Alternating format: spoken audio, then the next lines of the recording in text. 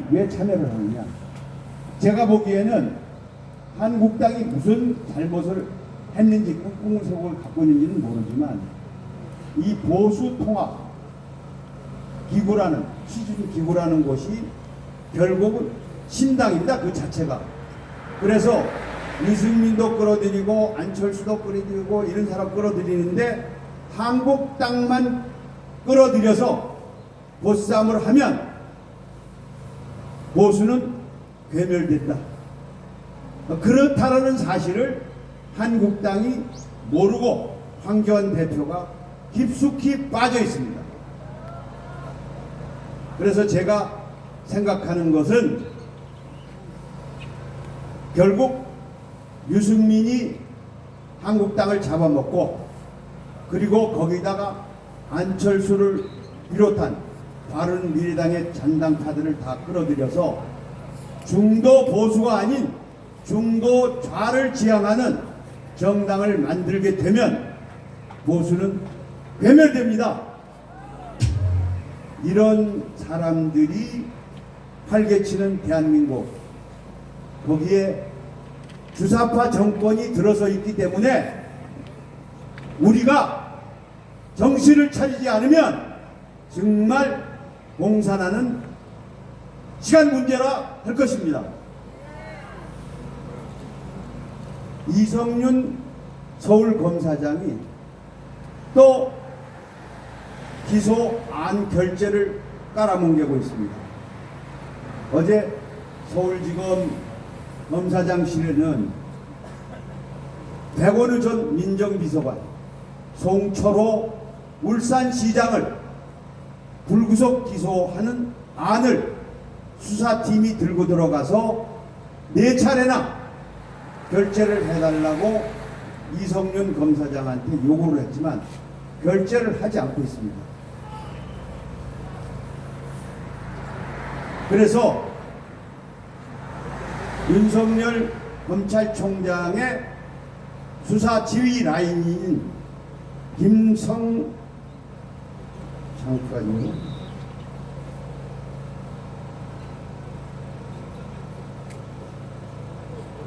이 대검의 선거수사지원과장이라고 있습니다.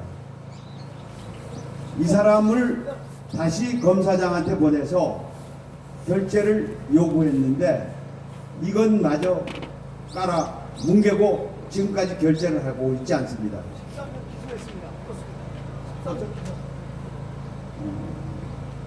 지금 제가 설명을 드리는 순간 결국 그 결재를 하지 않고 있다가 지금 방금 제가 말씀드린 백원우, 송철호 등 유재수 사건과 울산시장 선거에 관련된 13명을 불구속 기소했다고 합니다.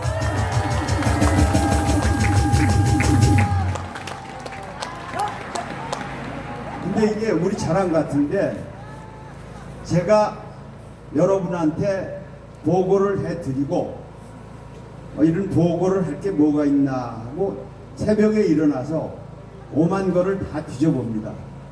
신문도 보고 인터넷도 들어가 보고 또 몇몇 기자들하고 SNS로 소통도 해보고 하면 이미 우리가 보고해서 여러분들이 알고 있는 사실들을 아침 신문이나 인터넷에 올라와 있습니다. 지금 방금 보고 드린 것은 정말 제일 먼저 여러분들한테 알려드린 겁니다. 이게 보수의 힘이고 광장의 힘입니다.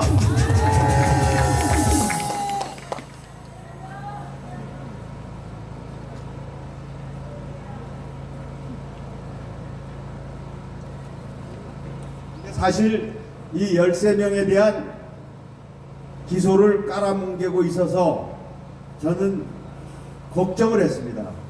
어제 추미애 법무부 장관이 66개 전국 지방 검찰청 지청에 공문을 내려보냈습니다. 민생, 민권과 관련된 수사는 기소할 때 수사심의위원회라는 게 있습니다.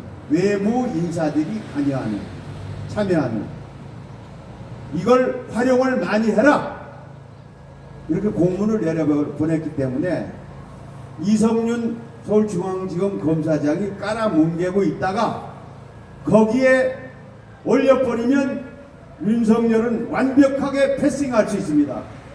그래서 그것이 가장 걱정이 됐는데 그 걱정은 덜게 됐습니다. 총선이 눈앞에 다가온 것은 맞는 것 같습니다. 우리 선거에 가장 예측할 수 없는 영향을 미치는 집단이 있는데 어딘지 아시는가요? 어딥니까? 이 주사파 정권이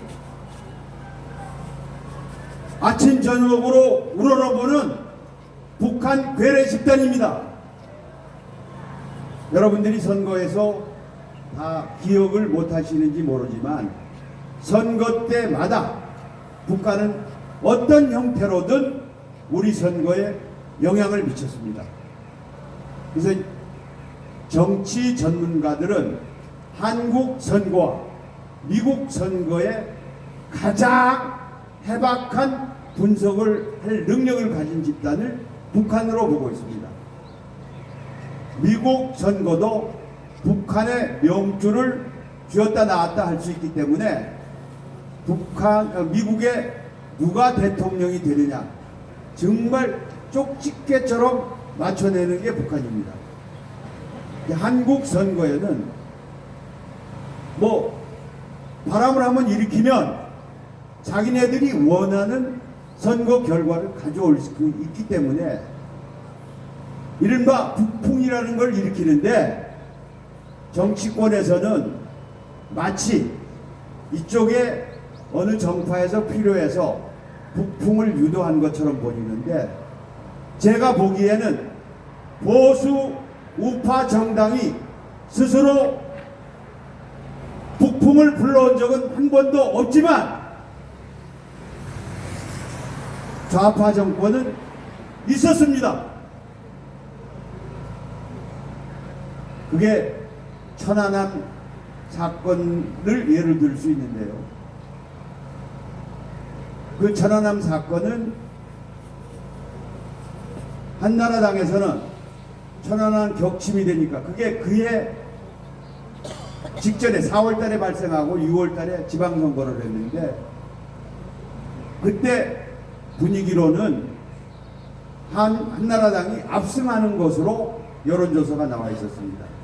근데 천안함 사건 터지니까 한국당에서 북한의 도발이 전쟁으로 발발하는 것이 아니냐는 그런 위험론을 가지고 이 얘기를 선거 전략으로 삼았는데 뜻밖에도 민주당은 그래 전쟁 위협을 덜으려면 평화가 필요하다.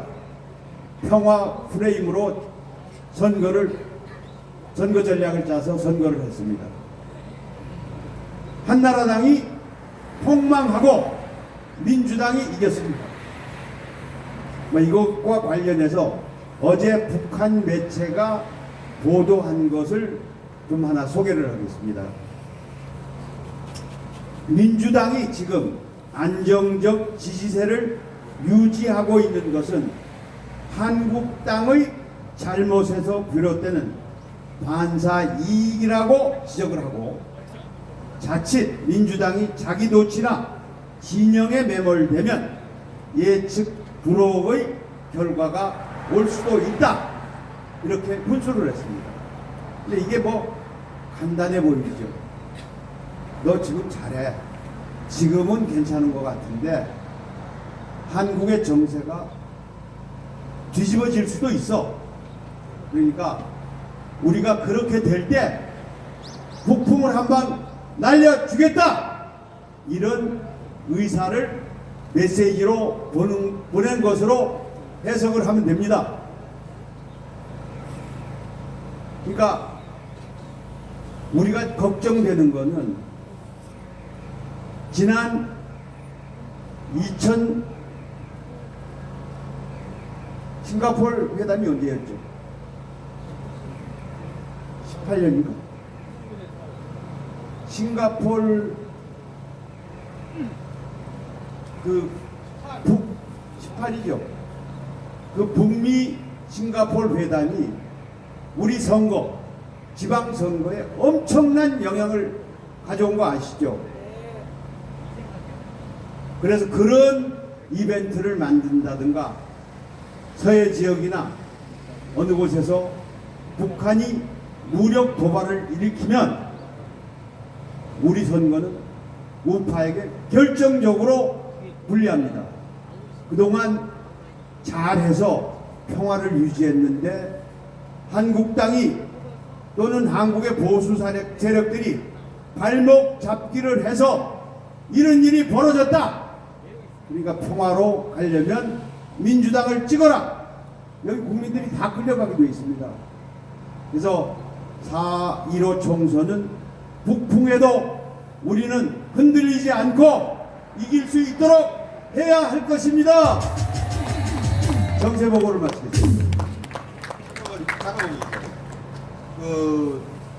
저희가 지금 이제 창당을 하고 이제 새롭게 당을 정렬해서 나가는데요.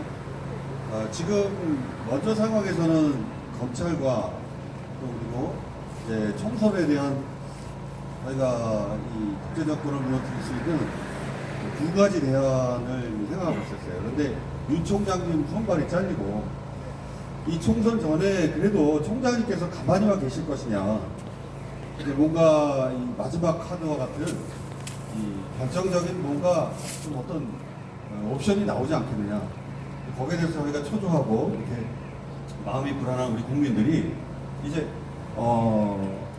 그것을 좀 윤 총장님의 어떤 대안을, 방법을, 옵션을 기대해보자면 개인적인 사정이 있으시면 좀 말씀해 주시면 감사합니다. 윤석열 총장 정말 기울어진 운동장에서 사실은 적폐 수사로 인해서 윤석열 총장이 우리들의 마음을 엄청나게 상하게 한 것도 사실이지만 우리가 매우 불리한 상황에서 윤석열 총장이 살아있는 권력에 대한 칼을 겨누게 됨으로써 우리의 입지가 상당히 반전되는, 그래서 우리에게는 어떤 의미에서는 의인으로 비춰지게 되는 전단이 마련됐었죠. 근데 윤석열 총장을 잘 모르는 사람들이 그렇게 이분법적으로 나누고 있는 것이 아닌가 생각합니다. 뭐 사람은 다 성향에 따라, 이성윤 검사장 같은 분도 있는데 뭐 다 다릅니다. 근데 윤석열 총장은 제가 알기로는 적폐라고 해서 어거지로 몰아서 감옥에 보낸 건 아닙니다. 그 사람은 법치주의자고 헌법주의자입니다. 그리고 그 법을 어긴 것은 누구도 예외 없이 처리한다는 것이 그 사람 좌우명입니다. 그래서 우리 입장에서 보면 적폐몰이의 수사에 관해서 전혀 터무니없는 것으로 사법 처리한 것은 아닙니다. 그리고 문재인이 임명장을 주면서 살아있는 권력도 수사를 해달라, 그건 말실수지요. 말 안 해도 그 사람은 살아있는 권력이든 죽어있는 권력이든 수사를 할 사람입니다. 그래서 우리가 어려운 시절에 조국 사태와 같은 것이 벌어지고 거기에 가차 없는 수사의 칼날을 대서 우리의 큰 위안이 됐던 것도 사실이고, 그를 통해서 우리의 호프다라는 별칭도 받기도 했죠. 근데 그럼 윤석열 총장이 지금 정말 수족이 다 잘렸습니다. 그리고 2월 3일 2차 인사 학살을 한 해당 검사들이 다 좌천돼서 지방으로 쫓겨가고 그 자리에 자신들의 충견들을 다 심어놨습니다. 그러니까 그들이 지금 검사장이 말을 안 듣는데 그 밑에 자기네 충견들 뭐 눈만 한번 껌뻑해도 수사 제대로 안 할 것 뻔하죠. 죄 되는 것도 죄 안 된다. 이렇게 할 수 있을 겁니다. 그것도 모자라서 그렇게 말 안 듣는 놈 검사들 때려잡기 위해서 만든 게 공수처법입니다. 그래서 7월에 공수처법까지 동원되고 국회가 과반 의석을 넘게 되면 문재인 정권은 그야말로 무소불위의 독재 정권을 휘두르게 될 것입니다. 근데 윤석열 총장이 4.15 총선 때까지 무슨 빅카드를 내놓을 수 없느냐 예측하기 어렵습니다. 저는 윤석열 총장이 버티면 버틸수록 여당에 매우 불리한 여론과 일들이 쌓여가게 되고 그것이 결과적으로 표바람을 일으키는 역할을 하게 될 것으로 판단하고 있습니다. 윤석열이 가지고 있는 카드, 제가 뭐 잠깐 몇 가지를 말씀드린 적이 있는데 적지 않습니다. 문재인 퇴진을 불러올 수밖에 없는 어마어마한 대형 게이트의 정보들이 윤석열 총장한테는 반드시 있습니다. 그러나 그런 것들이 우리가 기존의 관행대로 진행되어 온 수사의 질서라든가 뭐 그런 것들을 어겨서 내놓는 일은 쉽지도 않을 뿐더러 상식에도 맞지 않기 때문에 자연 발생적으로 불거지면 뭐 윤석열 총장 칼빼 들겠죠. 근데 김문수 TV에서 2주 전에 제 나름대로는 취재를 해서 제가 그 사주풀이 뭐 그런 역학에 관해서 나름대로 취재도 해보고 관심도 있었지만 믿지는 않는 사람이지만 문재인 사주풀이를 했습니다. 그 방송을 해드렸는데요. 곁들여서 정광훈 목사, 김문수 지사의 사주풀이도 간단하게 그 명리학자한테 풀어봤습니다. 우선 정광훈 목사는 사주풀이에 의하면 에너지가 태산 같다는 겁니다. 그래서 저는 그걸 듣고 나서 정광훈 목사께서 정말 아스팔트 세력에 좌파들한테 뭐 우파는 족탈 불급 아니었습니까?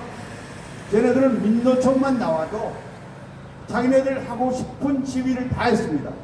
촛불 시위가 바로 그런 겁니다. 민노총의 노조 회비만 한 달에 100억씩 들어옵니다. 자금 풍부하죠. 그 조직에 네 조합에서 광화문에 이번 토요일 날 100명 보내. 안 보내면 벌금 매깁니다. 한 사람당 최하 5만 원에서 10만 원씩 이렇게 매깁니다. 그게 아까우니까 나옵니다. 여기 전교조 있죠. 좌파 시민단체 있죠. 제가 보는 거는 좌파가 동원할 수 있는 최대 인원은 20만이다. 오랜 취재 경험에서 얻은 결론인데요. 그래서 20만 명만 똘똘 뭉치면 어떤 정권도 갈아치울 수 있습니다. 근데 정광훈 목사가 동원한 인원이 200만이 넘습니다. 한 차례. 그리고 그게 일회성으로 그친 게 아니라 매주 그런 대규모 인원을 동원해서 이 문재인 정권을 규탄할 수 있다는 것. 저는 우파에는 그런 사람이 아무도 없다고 단정을 했습니다. 근데 지금 정광훈 목사 사실은 여기에 여러분만 가지고도, 요 정도 인력을 가지고도 몇 달째 할 수 없습니다. 대한민국에 누구도 할 수 없습니다. 이거 전광훈 목사가 해내고 있는 거죠. 그래서 그 사주풀이를 한 명리학자의 예언이 맞는다, 이렇게 말씀드리겠습니다. 근데 이 명리학자가 얘기한 문재인의 운명, 이 김문수 TV에 들어가 보면, 네? 하나님의 선정령의 용사, 하나님의 능력. 그만하라고요? 알겠습니다. 하여튼 그분의 얘기에 따르면 4월 달에 문재인이 엎어진다라고 예언을 했습니다. 한번 보시죠. 자, 우리 여러 가지 희망이 있다고 생각합니다. 검찰에도 있다고 봅니다. 자, 다음 우리 연사님 모시겠습니다. 자, 대수천 이계성 회장님 모시겠습니다.